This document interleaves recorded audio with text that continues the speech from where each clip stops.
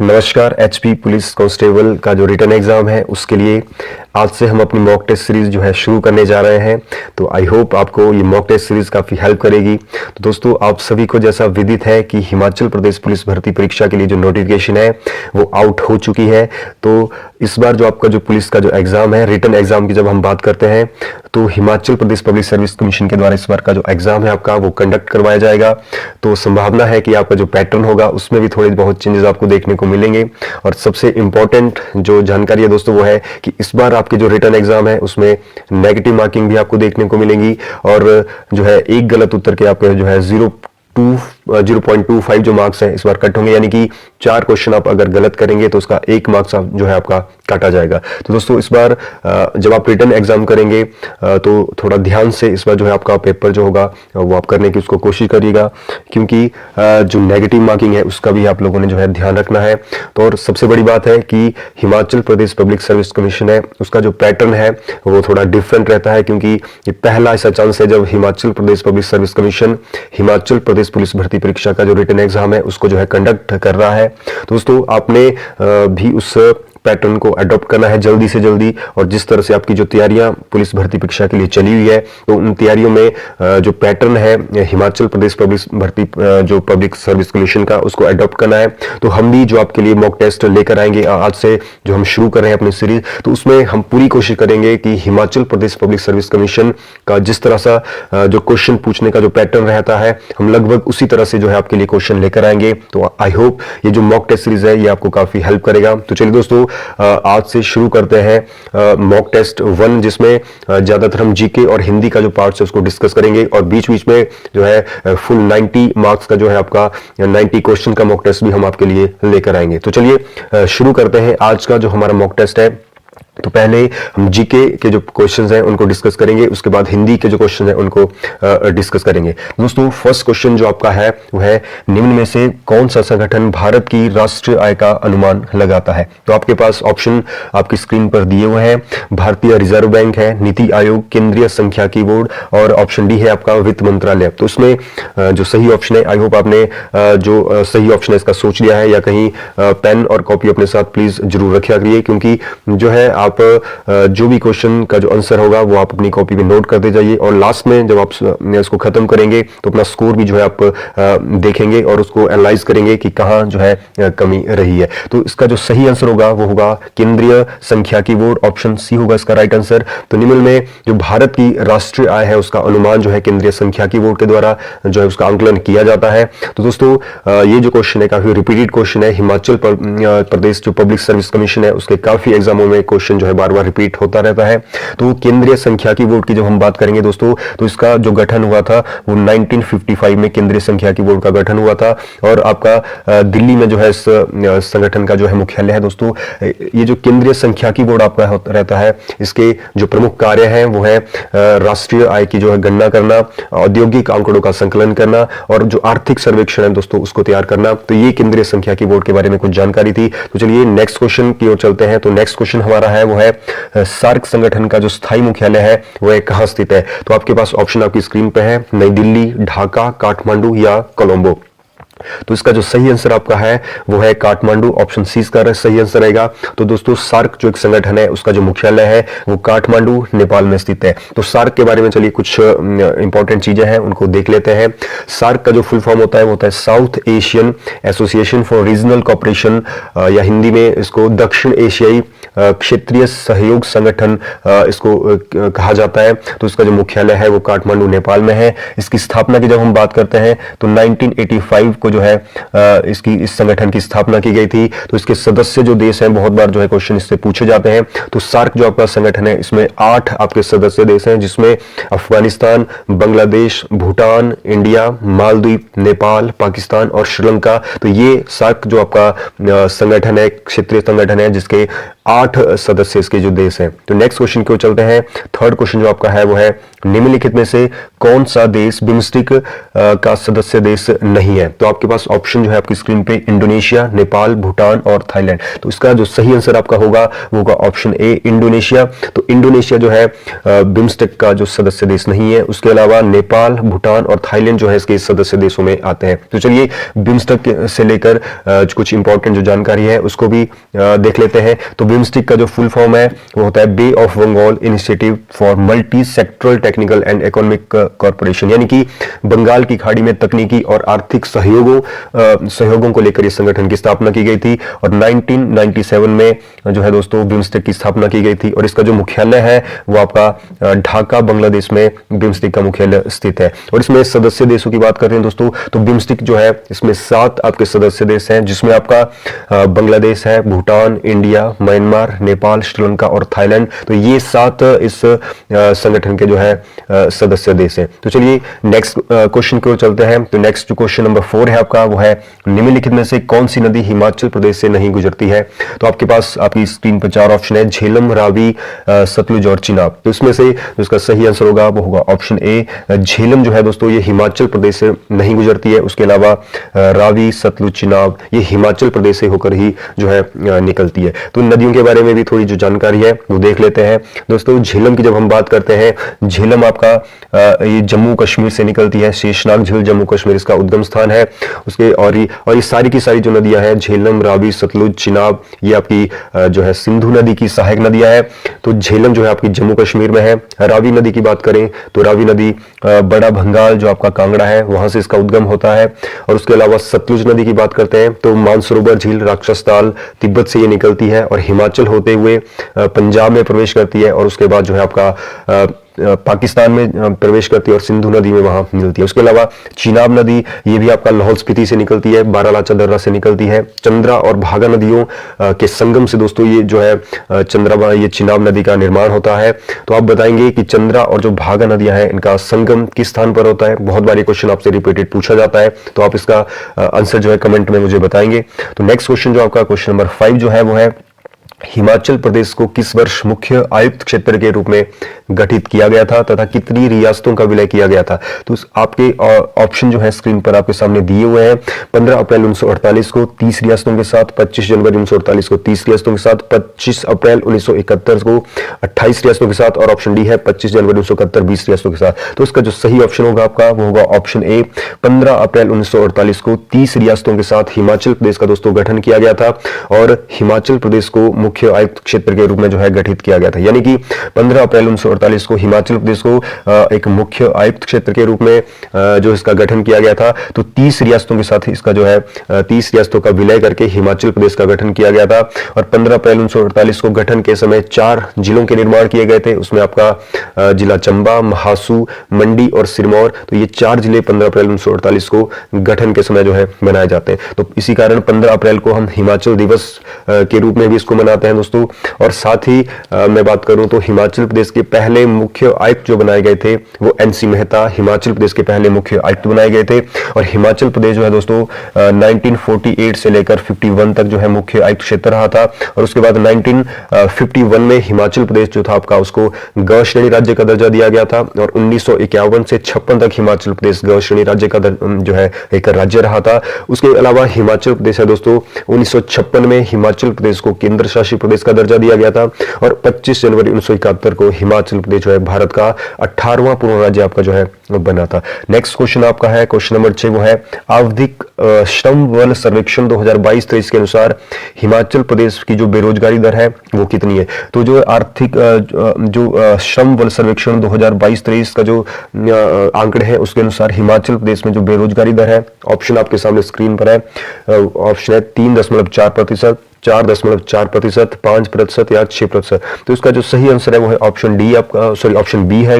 यानी कि हिमाचल प्रदेश में जो बेरोजगारी दर है आवधिक श्रम बल सर्वेक्षण 2022-23 के अनुसार तो वो है 4.4% जो है हिमाचल प्रदेश की जो बेरोजगारी दर है। अगर हम दोस्तों 2021 और 22 की बात करें तो ये आपका जो बेरोजगारी दर है वो 4% थी और अब 2022-23 के अनुसार जो है हिमाचल प्रदेश की जो बेरोजगारी दर है वो 4.4% जो है बढ़कर हो गई है। तो तो नेक्स्ट क्वेश्चन आपका है वो है हिमाचल प्रदेश में फल उत्पादन वर्ष 2020-21 में योगदान के अनुसार निम्न जिलों को बढ़ते क्रम मिल गए। यानी फल उत्पादन की दृष्टि से अगर देखा जाए तो बढ़ते क्रम में जिलों को, ये जो आपको जिले दिए गए हैं इनको अपने लगाना है। तो वैसे मैं आपको बता देता हूं कि हिमाचल प्रदेश में सर्वाधिक जो फलों का उत्पादन होता है वो शिमला में होता है, उसके बाद आपका डिस्ट्रिक्ट मंडी आता है, उसके बाद कुल्लू और उसके बाद आपका जो है डिस्ट्रिक्ट किन्नौर आता है। तो इसमें ये जो ऑप्शन, ये जो आपको दिए गए हैं जिले दोस्तों, इनको आपने बढ़ते क्रम में इनको जो है आपने लगाना है। तो इस तरह के जो क्वेश्चन है दोस्तों वो Himachal Pradesh public service commission वाले पूछते रहते हैं। तो ये इस तरह से आपको क्वेश्चन का क्रम भी जो है बनाना आना चाहिए। तो उसका जो सही क्रम है दोस्तों वो है ऑप्शन डी, यानी कि सबसे पहले आपका जो आएगा वो आएगा किन्नौर यानी ऑप्शन 4, उसके बाद कुल्लू ऑप्शन 3, उसके बाद मंडी ऑप्शन 2 यानी और लास्ट में जो है शिमला। यानी बढ़ते क्रम में आपको कहा गया था। तो सबसे ज्यादा फलों का उत्पादन जो है शिमला डिस्ट्रिक्ट में हिमाचल प्रदेश में जो है होता है। नेक्स्ट क्वेश्चन है क्वेश्चन नंबर 8 आपका, वो है सही कथन चुनिए। तो आपके पास जो 2 कथन दिए गए वो है हिमाचल प्रदेश में कुल कृषि योग्य भूमि का 60% जो है वर्षा सिंचित है, और दूसरा जो आपका कथन है वो है सिरमौर जिले में सबसे अधिक वर्षा होती है, चंबा, कांगड़ा और मंडी क्रमशः इसके बाद आते हैं। तो ये 2 कथन आपको जो है आपको दिए गए हैं दोस्तों, इनको ध्यान से पढ़ लीजिए। और आपके पास जो ऑप्शन दिए गए हैं वो है दोनों 1 और 2 दोनों कथन सही है। ऑप्शन बी आपका जो है दोनों 1 और 2 दोनों कथन गलत है। ऑप्शन सी है केवल 1 सही और ऑप्शन डी है केवल 2 सही है। तो इसका जो सही ऑप्शन दोस्तों जो होगा वो है ऑप्शन बी, यानी कि कथन 1 और कथन 2 इसमें दोनों ही ये जो कथन है दोस्तों ये गलत है। तो इसमें देखिए हिमाचल प्रदेश में कुल अगर कृषि योग्य भूमि की बात करें तो हिमाचल प्रदेश के कुल क्षेत्रफल जो है उसका कुल क्षेत्रफल का लगभग 10% जो भूमि है वो कृषि योग्य भूमि है। तो यानी कि हिमाचल प्रदेश के कुल क्षेत्रफल का 10% जो क्षेत्रफल है, 10% क्षेत्रफल जो है वो कृषि योग्य भूमि है।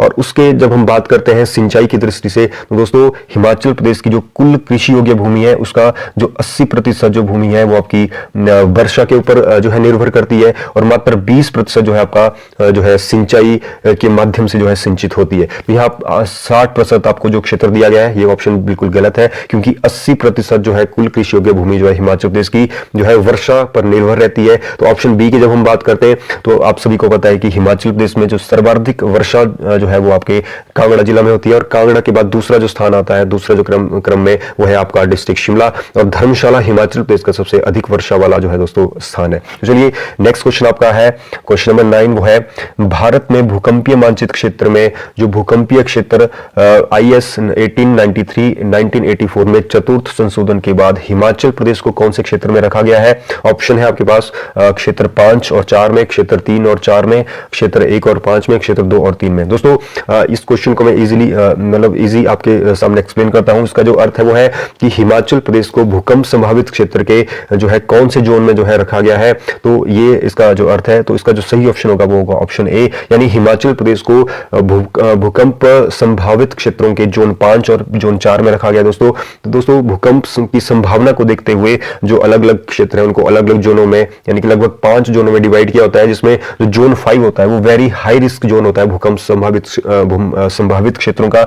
अगर हम हिमाचल प्रदेश की बात करते हैं दोस्तों, हिमाचल के 7 जिले ऐसे हैं जो भूकंप संभावित क्षेत्रों के जोन 5 में आते हैं, यानी वेरी हाई रिस्क जोन में आते हैं। उसमें आपका चंबा आता है, कांगड़ा आता है, ऊना, मंडी, कुल्लू, हमीरपुर और बिलासपुर, ये जो 7 जिले आपके दोस्तों ये जोन 5 में आते हैं। उसके अलावा लाहौल स्पीति, किन्नौर, शिमला, सोलन और सिरमौर जो है ये जोन 4 में आते हैं। तो हिमाचल प्रदेश की ओवरऑल जब हम बात करते हैं तो भूकंप संभावित क्षेत्रों के जो जोखिम की अगर हम बात करते हैं तो हिमाचल प्रदेश जो है आपका जोन 5 और 4 में आता है। दोस्तों अगर इतिहास में भी अगर हम देखते हैं तो आप सभी को विदित है कि हिमाचल प्रदेश में एक विनाशकारी भूकंप जो है ऑलरेडी आ चुका है। तो 4 अप्रैल 1905 की जब हम बात करते हैं तो 4 अप्रैल 1905 को हिमाचल प्रदेश के कांगड़ा जिला में एक विनाशकारी भूकंप आया था, जिसकी जो तीव्रता थी रिक्टर स्केल के ऊपर वो 7.8 थी। तो दोस्तों भूकंप की जो तीव्रता को मापा जाता है वो रिक्टर स्केल के द्वारा मापा जाता है। तो कांगड़ा में 4 अप्रैल 1905 को जो भूकंप आया था, विनाशकारी भूकंप था, उसमें लगभग 28,000 लोगों की जो है उसमें जो है जाने गई थी। तो चलिए नेक्स्ट क्वेश्चन आपका है क्वेश्चन नंबर 10, वो है हिमाचल प्रदेश में पाई जाने वाली जो पेड़ पौधों की जो वनस्पतियां हैं जो पश्चिमी हिमालय में पाई जाती हैं उसका कितना प्रतिशत है। तो इसका जो सही आंसर आपका है दोस्तों वो है ऑप्शन डी 95%। यानी इसका अर्थ यह है दोस्तों हिमाचल प्रदेश में जो पेड़ पौधों और वनस्पतियों की जो प्रजातियां पाई जाती है और पश्चिमी हिमालय में जो प्रजातियां पाई जाती है उसका 95%, क्योंकि हिमाचल प्रदेश आप सभी को विदित है दोस्तों पश्चिमी हिमालय में बसा हुआ एक प्रदेश है। तो पश्चिमी हिमालय में जितनी पेड़ पौधों और वनस्पतियों की जो प्रजातियां पाई जाती है उसका 95% जो है हिमाचल में भी जो है पाई जाती है। दोस्तों ये जो आप क्वेश्चन देख रहे हैं सारे के सारे, ये previously Himachal Pradesh public service commission के किसी ना किसी एग्जाम जो हाल ही में अभी हुए हैं उनमें ये क्वेश्चन सारे पूछे गए हैं। तो वहीं से मैंने क्वेश्चन आपके लिए लाए हैं ताकि आप इस पैटर्न को समझ पाए कि किस तरह से Himachal Pradesh public service commission जो है आपका एग्जाम को सेट करता है। तो नेक्स्ट क्वेश्चन की ओर चलते हैं दोस्तों, वो है कथन एक है, हिमाचल प्रदेश विधानसभा ने पंचायती राज अधिनियम 1994 पारित किया जिसे 24 अप्रैल 1994 को लागू किया था। कथन दूसरा जो है आपका वो है, हिमाचल प्रदेश पंचायती राज अधिनियम की धारा 97D के अनुसार अनुसूचित जातियों के लिए आरक्षण केवल ग्राम और ब्लॉक स्तर पर ही प्रदान किया जाएगा। तो इसमें जो आपके कथन है वो है कथन एक और दोनों सही है। ऑप्शन बी है कथन एक और कथन दो दोनों गलत है, और ऑप्शन सी है आपका वो है कथन एक सही है और कथन दो गलत है, और ऑप्शन डी आपका है वो है कथन दो सही है और कथन एक जो है गलत है। तो इसका जो सही ऑप्शन होगा दोस्तों वो है ऑप्शन सी, यानी कि कथन एक सही है और कथन दो जो है इसमें जो है दोस्तों गलत। यानी कि अगर हम बात करते हैं पंचायती राज की, तो हिमाचल प्रदेश विधानसभा ने दोस्तों 1994 को यानी पंचायती राज अधिनियम 1994 को पारित किया था, और जिसे 24 अप्रैल 1994 को पंचायती राज अधिनियम जो है हिमाचल प्रदेश में लागू हुआ था। तो आप सभी को विदित है कि भारतीय संसद में 73वें संविधान संशोधन के द्वारा जो पंचायती राज था आपका, उसको जो है आपका संवैधानिक दर्जा प्रदान किया गया था। 73वां संविधान संशोधन जो कि आपका 1992 में हुआ था दोस्तों, और 11वीं अनुसूची जो है हमारी अनुसूचियों में जो है उसमें डाली गई थी, तो उसमें पंचायती राज का जो है उल्लेख किया गया है। तो नेक्स्ट क्वेश्चन जो आपका है वो है आपका, भारत का पहला आम चुनाव 1951-52 में निम्नलिखित लोगों द्वारा वोट डालने से शुरू हुआ था। यानी देखिए दोस्तों, भारत के पहले आम चुनाव की बात की जा रही है, तो 1951-52 में भारत में पहले आम चुनाव हुए थे। तो दोस्तों पहले जो आम चुनाव हुए थे, साथ ही उसके साथ जो हिमाचल प्रदेश में विधानसभा चुनाव भी एक साथ ही करवाए गए थे। तो इसमें जो क्वेश्चन आपका पूछा गया वो है कि हिमाचल प्रदेश में जो पहले आम चुनाव 1951-52 में हुए थे, निम्नलिखित लोगों द्वारा वोट डालने से यानी जिनकी शुरुआत हुई थी। तो ऑप्शन है हिमाचल प्रदेश की चीनी और पांगी तहसील, हिमाचल प्रदेश के शिमला शहरी, हिमाचल प्रदेश के पालमपुर और हिमाचल प्रदेश की ऊना तहसील। तो इसका जो सही ऑप्शन है वो है ऑप्शन ए, इसका राइट आंसर है दोस्तों हिमाचल प्रदेश की जो चीनी तहसील थी और जो पांगी तहसील थी, तो वहां पर 1951-52 के जो पहले भारत के आम चुनाव हुए थे, तो उसमें वोट डालने की शुरुआत जो है वो यहां से हुई थी। दोस्तों अगर हम पहले आम चुनावों की बात करते हैं तो दोस्तों अक्टूबर जो है 1951 से जो है पहले आम चुनाव शुरू हुए थे, और फरवरी 1952 तक जो है ये चुनाव दोस्तों जो है चले हुए थे। और पहले चरण के जो चुनाव करवाए गए थे उसमें हिमाचल प्रदेश की चीनी और पांगी चीनी तहसील, जो कि आज कल्पा के नाम से आप जानते हैं किन्नौर जिले में, और पांगी चंबा की जो तहसील है उसमें सबसे पहले जो आपके चुनाव करवाए गए थे 25 अक्टूबर 1951 को। तो दोस्तों तभी तो हमारे स्वतंत्र भारत के पहले जो मतदाता थे वो आप सभी को विदित है कि श्याम शरण नेगी, जो कि कल्पा किन्नौर से आते थे, वही हिमाचल प्रदेश के रहने वाले स्वतंत्र भारत के पहले मतदाता बने थे। कारण दोस्तों यह है कि पहले जो आम चुनाव हुए थे उसमें जो है हिमाचल प्रदेश की चीनी तहसील और पांगी तहसील में जो है वोट डालने की यहां से शुरुआत जो है की गई थी। नेक्स्ट क्वेश्चन जो आपका है वो है, स्थायी बंदोबस्त जो है कब लागू किया गया था? ऑप्शन है आपका 1793 में लॉर्ड कॉर्नवालिस द्वारा बंगाल और बिहार में, ऑप्शन बी है 1765 में लॉर्ड हेस्टिंग्स द्वारा बंगाल और अवध में, ऑप्शन सी है 1858 में लॉर्ड डलहौजी द्वारा बंगाल में, और 1783 में लॉर्ड कॉर्नवालिस द्वारा अवध में। तो इसका जो सही आंसर है दोस्तों वो है ऑप्शन ए। तो जो स्थायी बंदोबस्त की जब हम बात करते हैं तो स्थायी बंदोबस्त 1793 में लॉर्ड कॉर्नवालिस के द्वारा जो है लागू किया गया था, और कहां लागू किया था? तो बंगाल और बिहार में सबसे पहले स्थायी बंदोबस्त जो है लागू किया था लॉर्ड कॉर्नवालिस के द्वारा 1793 में। नेक्स्ट क्वेश्चन आपका है वो है कथन एक है जिसमें कहा गया कि 1927 में कांग्रेस के लाहौर अधिवेशन में पूर्ण स्वराज को कांग्रेस का कांग्रेस का उद्देश्य घोषित कर प्रस्ताव पारित किया गया था। और जो कथन दो है आपका वो है सविनय अवज्ञा आंदोलन की शुरुआत 1922 को दांडी मार्च के साथ हुई थी। दोस्तों इसमें अगर ऑप्शन को देखिए आपको कथन एक और दो दोनों सही है, कथन एक और दोनों गलत है, कथन एक सही कथन दो गलत, और ऑप्शन डी है कथन एक गलत और कथन दो सही है। तो इसमें जब आप दोनों कथनों को जब आप देखेंगे दोस्तों, तो इसमें दोनों ही कथन जो है आपके ये गलत है, तो ऑप्शन बी इसका सही आंसर होगा।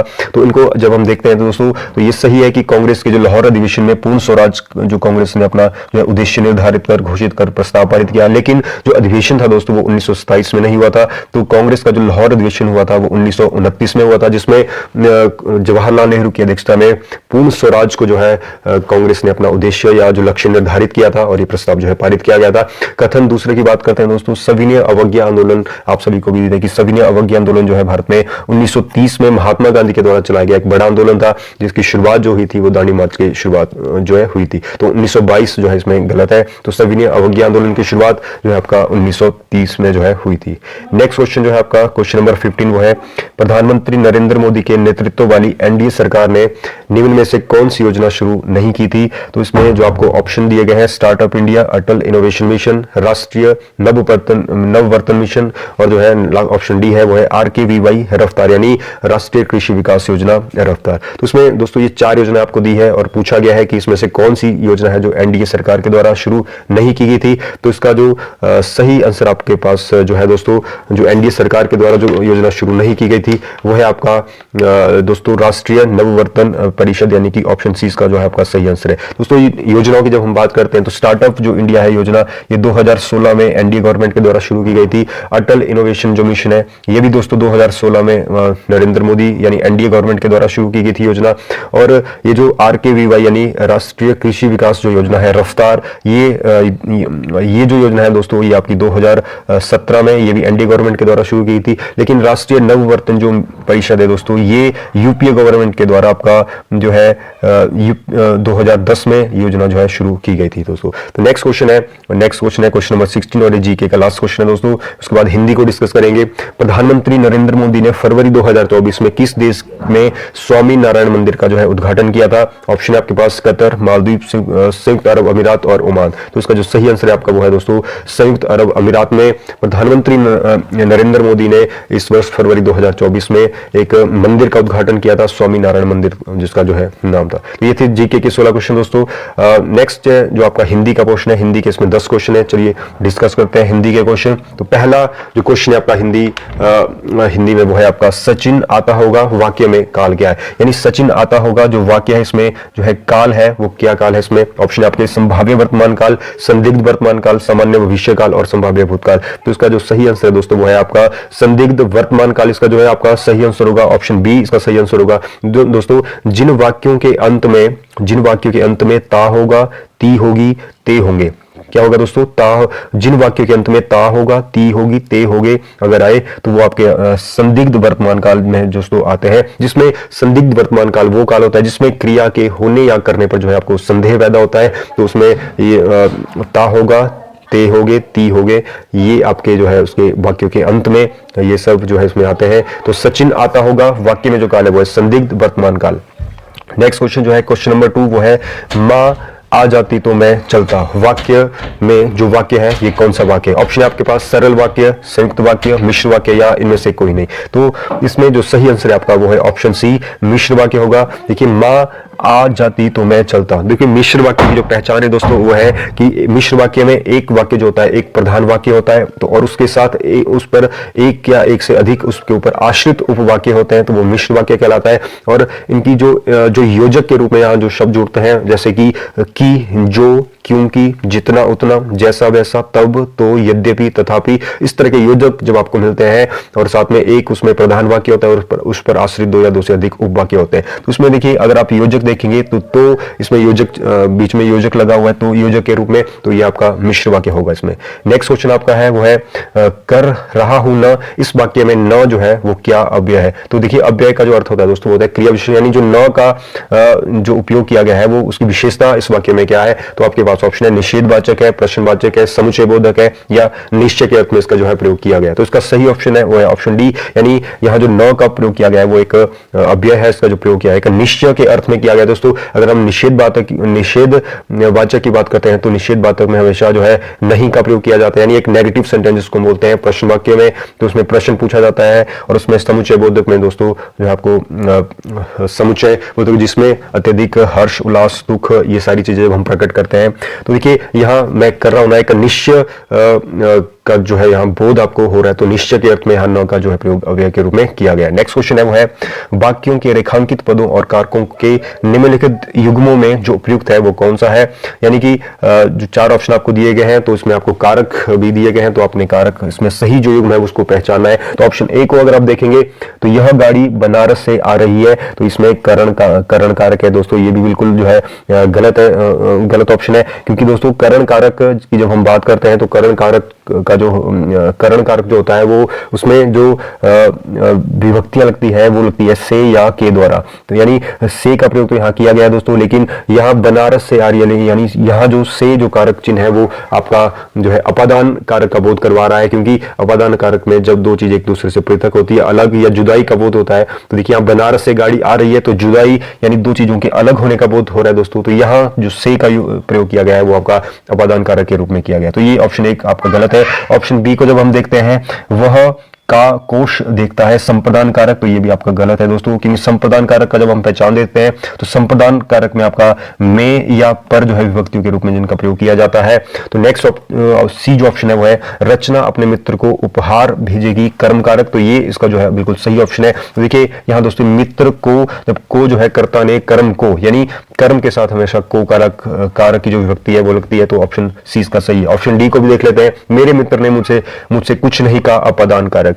तो देखिए अपादान कारक को पहले ही हम डिस्कस कर चुके हैं कि अपादान कारक में जो विभक्ति के रूप में जो प्रयोग होती है वो से चिन्ह का जो है प्रयोग किया जाता है। नेक्स्ट है क्वेश्चन नंबर 5, वो है निम्नलिखित में से निश्चित संख्यावाचक विशेषण का भेद नहीं है, यानी इसमें से कौन सा जो है निश्चित संख्यावाचक का जो भेद नहीं है। ऑप्शन है क्रमवाचक, आवृत्तिवाचक, प्रत्येक बोधक या परिणाम बोधक। तो इसमें दोस्तों ऑप्शन डी इसका जो राइट आंसर होगा, जो परिणाम बोधक है वो निश्चित संख्यावाचक का जो है भेद नहीं है। उसके अलावा क्रमवाचक हुआ, आवृत्तिवाचक हुआ या प्रत्येक बोधक हुआ, ये निश्चित संख्यावाचक विशेषण के भेद है, और परिणाम बोधक जो है दोस्तों ये संख्यावाचक का बोध नहीं है। और देखिए परिणाम की जब हम बात करते हैं तो दोस्तों इसमें नाप तोल और माप की बात आती है, एक निश्चित संख्या का इसमें जो है बोध नहीं होता है। नेक्स्ट क्वेश्चन है आपका व्याकरण की दृष्टि से उपयुक्त वाक्य है, यानी इसमें से आपका एक वाक्य जो है आपका शुद्ध है और बाकी जो है अशुद्ध है, तो उसको आपको पहचानना है। वाक्य को जो आप देखेंगे ऑप्शन में यह सुनते ही उसका प्राण निकल गया, तो देखिए ये भी आपका गलत है दोस्तों, क्योंकि यह सुनते ही उसका यानी इसकी जगह आपका उसके प्राण निकल गया अगर होता तो ये सही होता। ऑप्शन बी को देखते हैं, इस पर आपका हस्ताक्षर अपेक्षित है, तो यहां भी दोस्तों अशुद्धि है, क्योंकि यहां भी इस पर आपके हस्ताक्षर अपेक्षित है, तो ये भी गलत है। ऑप्शन सी को जब हम देखेंगे, मैं गुरुजन को नित्य प्रणाम करता हूं, तो ये वाला ऑप्शन जो ऑप्शन सी है ये बिल्कुल सही है दोस्तों, ये उपयुक्त वाक्य है, बिल्कुल सही है ग्रामर की दृष्टि से। और ऑप्शन डी को भी देख लीजिए, मैं कल आपका दर्शन करना चाहता हूं, तो यहां भी मैं कल आपके दर्शन करना चाहता हूं तो सही होता। तो ऑप्शन सी जो है इसमें जो है उपयुक्त वाक्य है। नेक्स्ट क्वेश्चन जो है वो है गांधी जी हमारे राष्ट्रपिता है, उनका जन्म पोरबंदर में हुआ था। उपयुक्त उदाहरण में जो सर्वनाम उनका जो प्रयोग है दोस्तों ये क्या है, मध्यम पुरुष है, निजवाचक है, अन्य पुरुष है, उत्तम पुरुष है, तो इसका जो सही आंसर होगा वो है ऑप्शन सी अन्य पुरुष। देखिए दोस्तों जब पुरुषवाचक सर्वनाम की बात करते हैं, सर्वनाम के 6 भेद होते हैं। सबसे पहला भेद पुरुषवाचक सर्वनाम होता है, तो पुरुषवाचक सर्वनाम के भी 3 भेद होते हैं आगे दोस्तों, वो है आपका उत्तम पुरुष, मध्य पुरुष और अन्य पुरुष। तो उत्तम पुरुष या प्रथम पुरुष भी जिसको हम कहते हैं दोस्तों, जिसमें आपका मैं और हम जो होते हैं ये प्रथम पुरुष में होते हैं, और तू तुम आप ये जो होते हैं दोस्तों मध्यम पुरुष में होते हैं, और उनका वे ये सारे जो आपके जो शब्द हैं ये आपके अन्य पुरुष में होते हैं। तो यहाँ उनका जो पूछा गया है कि ये कौन से सर्वनाम का प्रयोग है, कौन सा पुरुष है, तो ये आपका अन्य पुरुष है। ऑप्शन सी का सही आंसर होगा। नेक्स्ट क्वेश्चन है क्वेश्चन नंबर 8, निम्नलिखित में से तद्भव शब्द कौन सा है। आपके पास ऑप्शन है शांति, काज, जल्दी और ताप, तो इसमें सही आंसर है वो है काज दोस्तों, क्योंकि काज जो है दोस्तों इसका जो तत्सम रूप जो है वो है आपका कार्य का जो तद्भव रूप है वो है काज। तो यानी कि शांति, जल्दी और जो ताप है आपके ये आपके तत्सम शब्द है, और काज जो है आपका एक तद्भव शब्द है। नेक्स्ट क्वेश्चन है आपका वो है इनमें से विलोम शब्दों का सही युग्म क्या है। तो यानी कि जो सही युग्म आपके पास विलोम शब्द आपके पास दिए हैं, तो सही युग्म की आपने पहचान करनी है। तो इसमें जो सही आंसर है दोस्तों वो है आपका ऑप्शन बी, आकुंचन का जो विलोम शब्द होता है वो होता है प्रसारण। आकुंचन का अर्थ होता है सिकुड़ना, और उसका अर्थ जो विपरीत यानी विलोम जो होता है वो होता है प्रसार करना। तो उसके अलावा जो और विलोम शब्दों के युग्म है उनको भी देखिए दोस्तों देख लेते हैं। अल्पज्ञ का जो विलोम होता है वो होता है आपका सर्वज्ञ, और उसके अलावा स्थावर का जो विलोम शब्द होता है वो होता है आपका जंगल। उन्मुख का जो विलोम शब्द होता है वो होता है आपका विमुख। तो नेक्स्ट क्वेश्चन है और लास्ट क्वेश्चन आपका इस मॉक टेस्ट का है दोस्तों हिंदी का, वो है ढिंढोरा पीटना मुहावरे का सही अर्थ क्या है। तो ढिंढोरा पीटना मुहावरे का जो सही अर्थ है, ऑप्शन आपके सामने, जोर जोर से बात करना, ढोल बजाना, बात करना या प्रसार करना। तो इसका जो सही आंसर है वो है ऑप्शन डी, प्रसार करना जो है इसका सही आंसर है। तो ये आपका आज का मॉक टेस्ट था। आई होप आपको जो क्वेश्चंस हैं वो सही लगे होंगे। तो अपना स्कोर भी जो है दोस्तों कमेंट में जरूर करिएगा, और आई होप आपको ये मॉक टेस्ट जो है पसंद आया होगा, आपको हेल्प करेगा ये एग्जाम में। तो धन्यवाद।